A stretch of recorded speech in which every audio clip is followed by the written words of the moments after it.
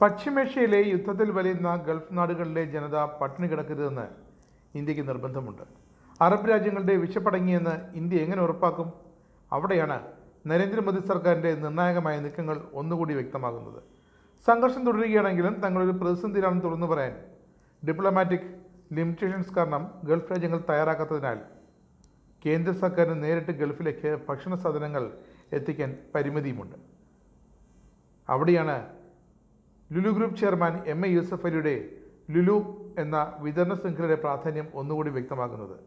ഒപ്പം രാജ്യത്തെ കർഷകർക്ക് വലിയൊരു ആശ്വാസം കൂടിയാണ് സംഘർഷകാലത്തെ ഈ നയതന്ത്ര നീക്കങ്ങൾ. പശ്ചിമേഷ്യൻ രാജ്യങ്ങളിൽ സംഘർഷം കനത്തതോടെ പ്രതിസന്ധിയിലായ കേരളത്തിലെ കയറ്റുമതി മേഖലയിൽ കോടികളുടെ നഷ്ടമാണ് ഇപ്പോൾ ഉണ്ടായിരിക്കുന്നത്.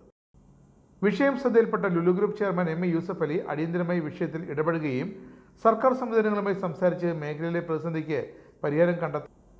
അങ്ങനെ ഗൾഫ് നാടുകളിൽ ഭക്ഷ്യസുരക്ഷ ഉറപ്പാക്കി ലുലുവിൻ്റെ ചാർട്ടേഡ് കാർഗോ സർവീസുകൾ പ്രവർത്തന സജ്ജമായി. കഴിഞ്ഞ ദിവസം രാത്രിയോടെ നെടുമ്പാശ്ശേരി വിമാനത്താവളത്തിലെത്തിയ കുവൈറ്റ് എയർവേസിൻ്റെ കാർഗോ വിമാനം 36 ടൺ പഴം പച്ചക്കറികളും കൊണ്ടാണ് തിരികെ മടങ്ങിയത്. അബുദാബിയിലേക്ക് ഇത്തിഹാദ് എയർവേസിൻ്റെ പ്രത്യേക കാർഗോ വിമാനത്തിൽ 80 ടൺ ഭക്ഷ്യോൽപ്പന്നങ്ങളാണ് UAE എത്തിച്ചത്. ഭക്ഷ്യസുരക്ഷയും വിലസ്ഥിരതയും ഉറപ്പാക്കി ലുലു ഹൈപ്പർ മാർക്കറ്റുകളിൽ ഭക്ഷ്യോൽപ്പന്നങ്ങൾ എത്തിച്ച് ഭക്ഷ്യഭദ്രത ഉറപ്പാക്കുകയാണ് ലുലു മാനേജ്മെൻറ്റും എം.എ. യൂസഫ് അലിയും ലക്ഷ്യമിടുന്നത്. ചാർട്ടേഡ് വിമാന സർവീസിന് പുറമെ നിത്യേനയുള്ള വിമാന സർവീസുകളിലായി ദിനംപ്രതി 5 മുതൽ 6 ടൺ വരെ ഭക്ഷ്യോൽപ്പന്നങ്ങൾ ലുലുവിൻ്റെ കയറ്റുമതി വിഭാഗമായ ലുലു ഫെയർ എക്സ്പോർട്സ് വഴി കയറ്റി അയക്കുകയും ചെയ്യുന്നു.